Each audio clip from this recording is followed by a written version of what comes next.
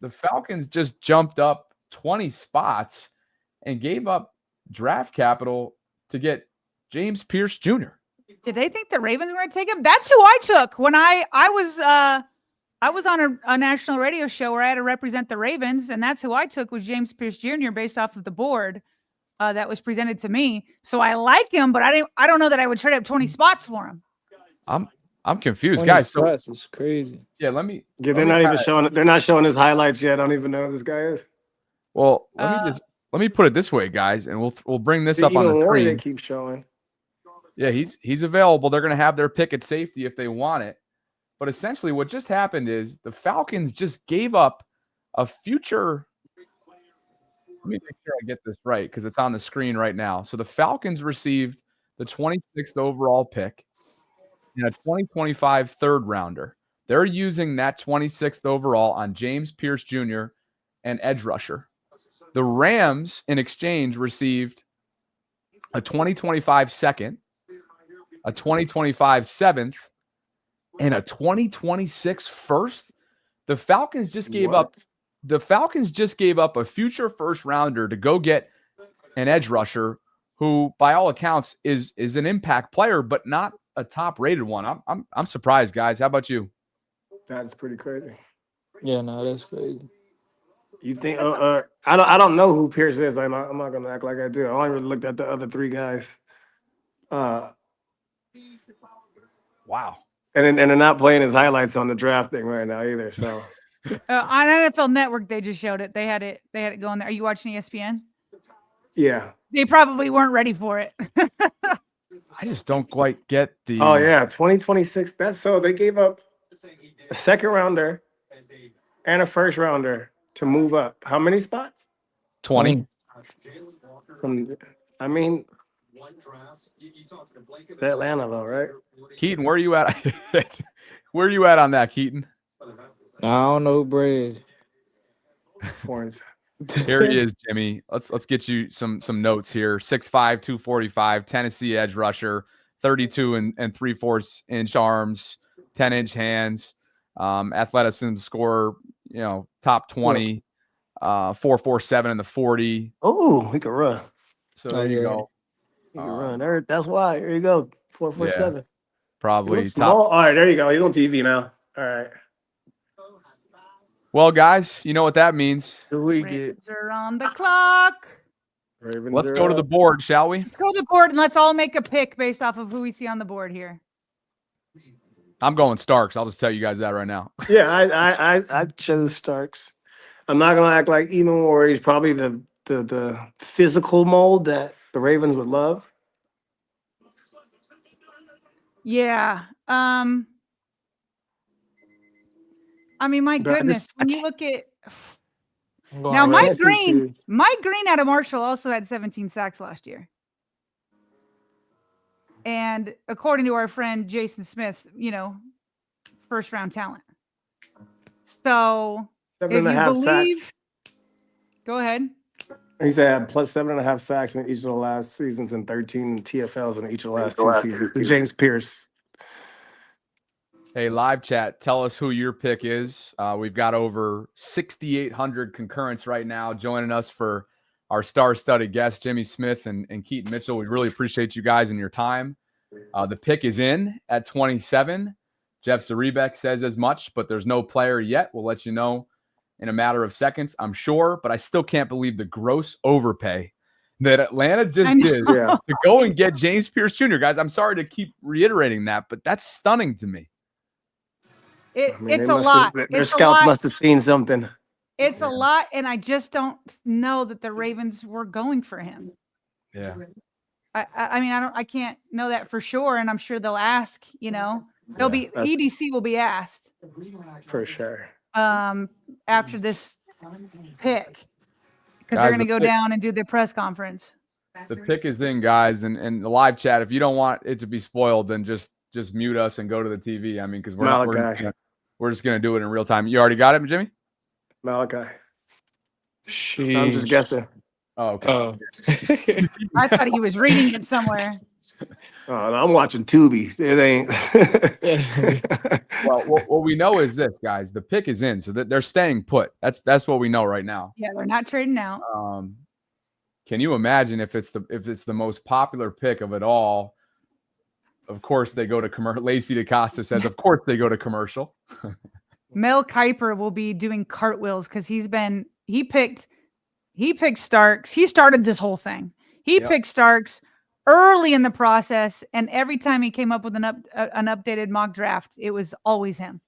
Yeah, and that could be just his opinion. That could not even be the Ravens at all. It's in, guys. Yeah. It's in.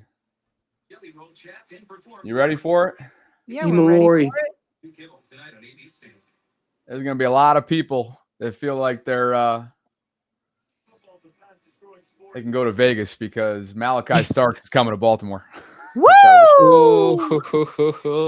Yes, sir. The Georgia safety who has a lot of high leverage reps under his belt, boy, in the SEC and championship calibers type stuff, Keaton, is your new teammate. Your thoughts on the newest member of your secondary, Malaki Starks? I ain't never seen bro play. I ain't gonna lie. I seen his highlights. I read about him. Sounds like he's a really heady player. He gets his hands on the ball. Smart player. I gotta watch these highlights. I can tell you this: if he getting drafted by the Ravens, he's tough. He hits. He's smart. He loves football. I know that much. He hit for sure. He must hit. Safety. Yeah. Yeah, he gotta hit. God, your first round safety for the Ravens. You hitting somebody. Yeah, nah, for real. Keaton, I love your honesty. It's absolutely glorious. All right, Ravens on TV now. Here we go. No, honestly, this is one of those. Jimmy said it. This is a quintessential Ravens pick because it's best player available. And so that's why, I mean, they've hit on so many safeties in the past. I mean, you've got Kyle Hamilton. We know about Ed Reed. We know about, other guys that they've brought in. They know a good safety when they see him. And it's also a need. The Ravens finished, and Jimmy, you know this as a former defender on the Ravens and the standard that is there. They finished number 32 in passing yards given up in the NFL. They needed last year. And obviously they got better from weeks 10 on, but not good enough to erase what had happened. The damage was done. The damage was done. And if they could have started faster, maybe they could have had home field advantage against the Buffalo Bills, right? And so if you can, I mean, this makes so much sense given what happened in the secondary last year. They let go of Marcus Williams, and they've let go of Brennan Stevens now. And so let's go. Let's bring in more help. And they gave up 63 plays last year of 15 yards or more. 60. That is not the Ravens way. And so you can put Malaki Starks back there now and say, no balls are getting over our heads. These footballs, these deep footballs are not going over our head. And whether that's with Malaki Starks or Kyle Hamilton or Ardarius, they play a lot of nickel, as Jimmy knows. And to have these three guys to have so much flexibility, it is a good move for the Ravens. Absolutely. The Ravens love versatile DBs, a DB that can play safety, corner, nickel. And obviously this guy with his ability, and like I said, the stuff that I've been reading about him is just he's a very heady player, gets his hands, he's around the ball a lot. That's the type of player that the Ravens love to have, a Swiss Army knife back there. And you're picking a guy this high.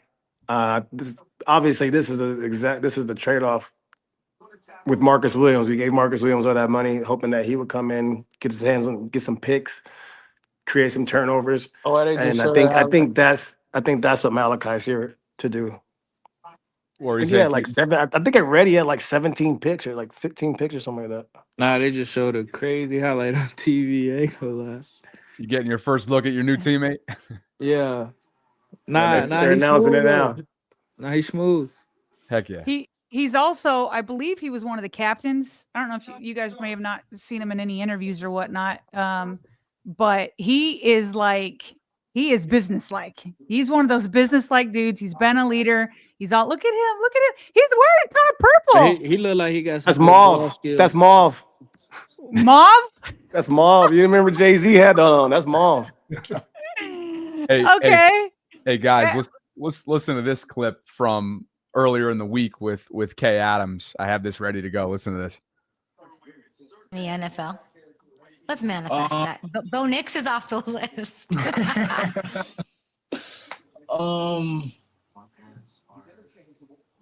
Jared Goff. What, really? Why? I've just talking to some of my teammates that used to play here who are in the league now. He's like an elite of the league quarterback. So just being able to, add that to my resume and some of the guys, the way they talk about him. I mean, that'd be. The only reason why I bring it up, I know it seems a little random. Jared Goff? I know it seems a little random, Keaton, but the only reason why I bring it up is because he just said there that the quarterback that he wants to pick off the most is Jared Goff, and guess who you guys just so happen to host this fall at a to be determined date? The Detroit Lions at home. No, for sure. Just throwing it out there a little. I ain't know what he just said. He said he wanted to pick off Jared Goff. It was the quarterback he most wanted to pick off in his football career, his NFL football career. Oh, for sure. Yeah. Hey, Sarah, you never know. Speaking it into existence, they got Detroit on their schedule this year, so That's right. They gave him an overall 78, athleticism 67. So yeah, like I said, he's a Swiss Army knife. He plays a slot. Yeah, I seen he plays slot. Plays slot. He can do both. Instead, he plays all over the field. He's a leader there. So Yeah. I don't know. He's a put little bit of both. Marlon and Nate outside. yeah. I'm in the slot. Marlon plays nickel. He's a dog. He kills that nickel. He's crazy good at nickel. I like Marlon at slot too, though. Yeah, when Marlon's playing nickel, our defense runs so well. I mean, and they kind of had to put him in there last year, but when he put him back in there, the defense is gelling. But I think that had a lot to do with the safety situation after we swapped out Marcus for Darius. Well, Jimmy, what do you think of Hey, and Sarah. Yeah, go ahead. Let's let Keaton go. Keaton, do you want to pop off, man? We've been with you for an hour. I'm chilling. I'm chilling. I'm chilling. Dude, trust me. Like you can this go guy got wherever you picks. want. We've had you since 10 o'clock. We love you. We hope that you stay, but we want to make sure you come back. Nah, for sure. I see y'all probably tomorrow at our next pick. There we go. Okay. Let's do it. All right, bet. All right. All right. Thanks. Appreciate y'all for having me. Appreciate you, brother. Thank you so much for the time, man. We'll do it again. Yeah, thank you. That's crazy. Later. I'm glad. That's a good pick. I'm glad you had a chance to meet the young man too, Jimmy. Yeah. Okay, so Jimmy, I was going to ask you because you were talking about so Malaki can definitely play nickel, but he can also play back. His versatility is one of his strengths. Do you think though? What can Cheeto do? Can he play on the outside? Cheeto is outside. He is an outside corner. But do you think he could start? Is what I'm saying. Like, do you? Yeah. I think he'll be fine. I think he'll be fine in our defense. I think they'll, teach him how to play it, how we play it. But I think he'll be fine. He's. I think he's as good as Brandon Stevens, if not a little bit better.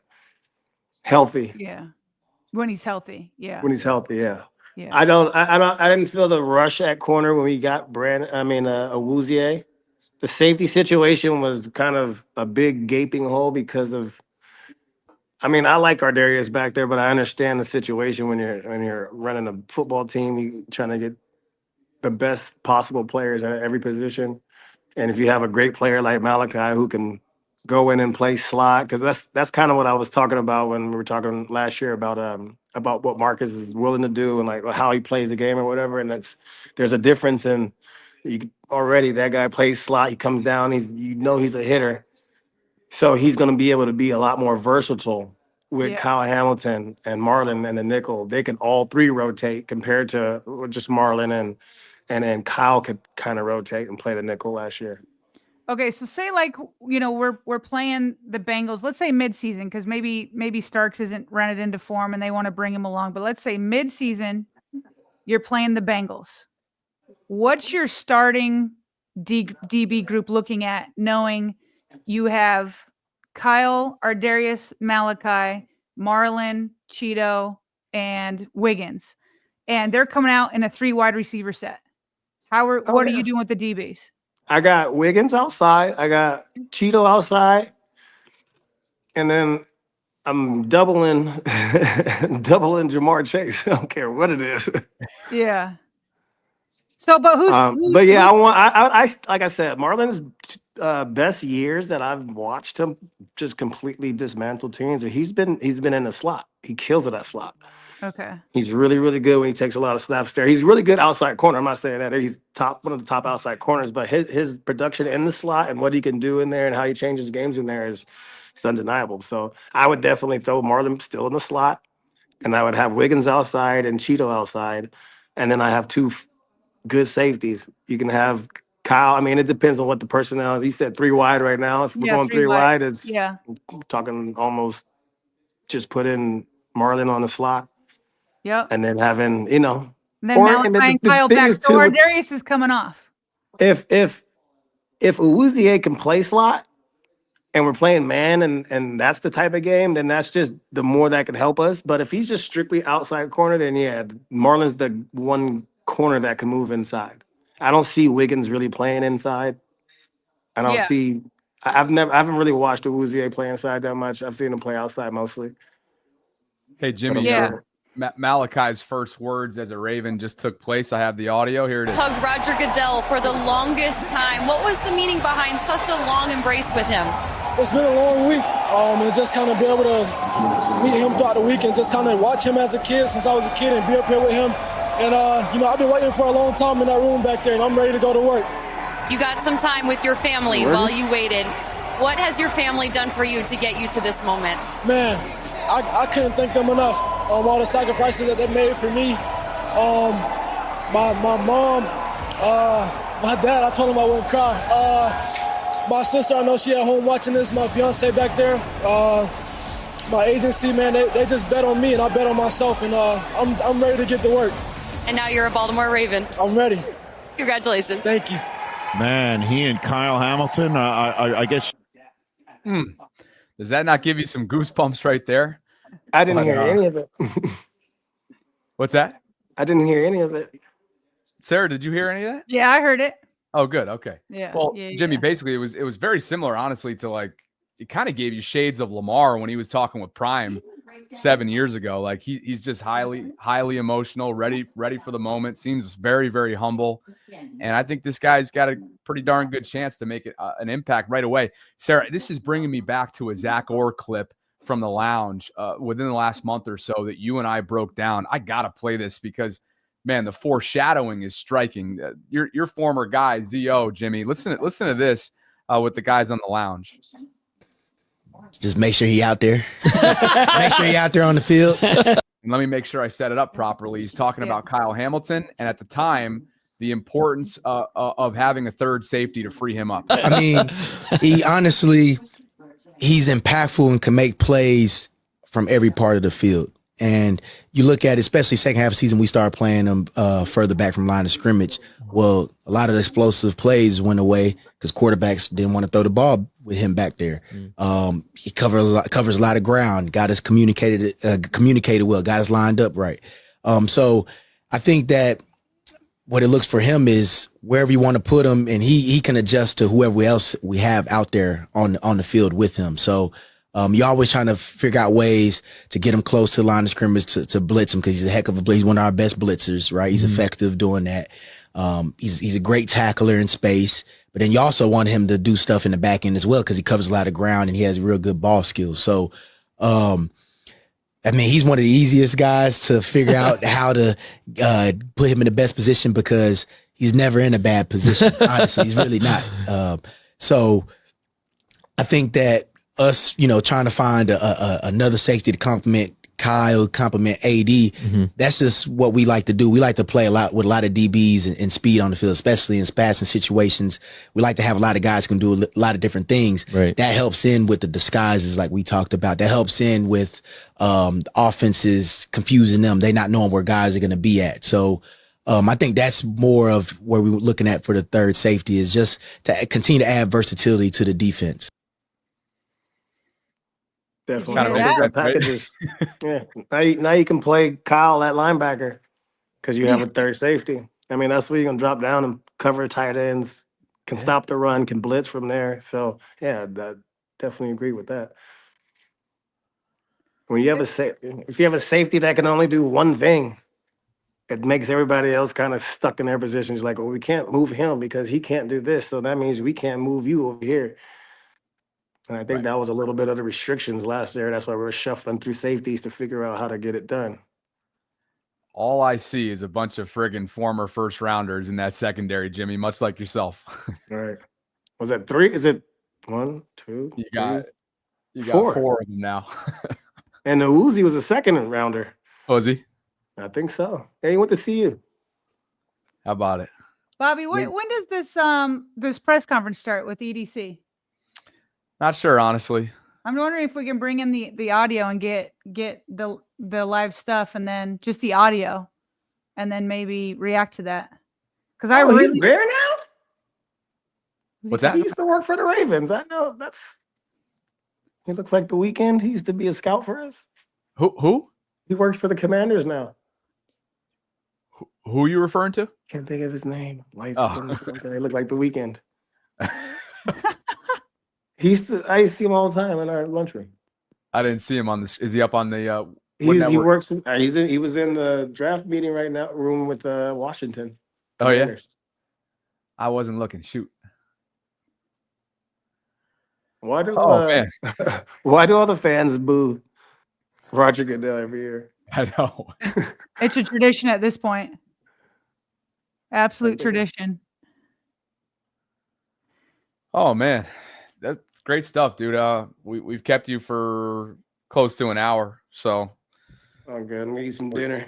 What are you doing over there tonight? I gotta. I have a big game tomorrow. We have a flag football game, and we lost to a team already. So if we lose to this next team, we're out of the division. So What, your big son game. playing? Yeah, he's playing corner and safety. I'm trying to teach him. Jimmy Jr. No, Jalen. Oh, Jalen. Jimmy Jr.'s out in South Cherry Hill, Jersey. I don't think I've met Jalen. Jimmy Jr. is like the star of the show. Every time you show up to the tailgate, he's like catching airtime more than we are. Yeah. No, you'll definitely see Jalen a lot more now when I get back out there. Jalen and Julian. But Jalen has been excelling in baseball and he likes basketball and football. So once I get out there, I'm trying to probably sign him up in Cockeysville, play some football. Good. He's a great kid. I love hanging with him. Yeah. Excited about it though.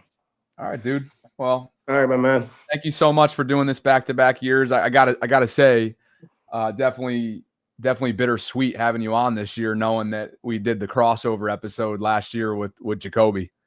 I was thinking about that today, getting ready for the show. That was the last time that we had him in an interview setting, and I think it ended up being one of the last formal interviews that he did. So we continue to think of you, man. I know you guys had a special friendship and bond. So. Hey, I miss my dog. All right, man. All right, man. Appreciate you. Appreciate it, Jimmy. No doubt. See you later, man. Thanks, Jimmy. Not to end it on. Yeah, just end it on. I want to make sure we acknowledge, our guy from last year. I know we really appreciated that interview, and little did we know how much we would go on to truly appreciate it. Yeah.